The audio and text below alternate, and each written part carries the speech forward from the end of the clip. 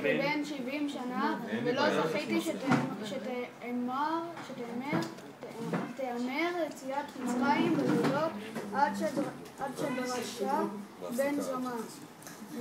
שנאמר למען תזכור את יום אל תצחיקו אותו. מארץ מצרים כל ימי חייך הימים, כל ימי חייך הלילות, והחכמים אומרים ימי חייך העולם הזה, כל ימיך חייך להביא לימות המשיח. כל ימי חייך.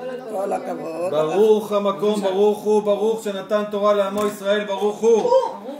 כנגד 4 בנים דיברה התורה, אחד חכם ואחד רשע ואחד תם ואחד שאינו יודע לשאול. אני שאינו יודע לשאול. לא, מאי ביקש ממני מזמן לקרוא את החכם. יאללה. חכם, מה הוא אומר? מה העדות והחוקים והמשפטים אשר ציווה אדוני אלוהינו איתכם? ואף אתה אמור לו כהלכות הפסח, אין מפטירין אחר הפסח אפיקומן. לא, עכשיו יעקב. יעקב עכשיו אתה. מי החביא את האפיקומן? אני. טוב. רשע, מה הוא אומר? מה העובדה הזאת לכם?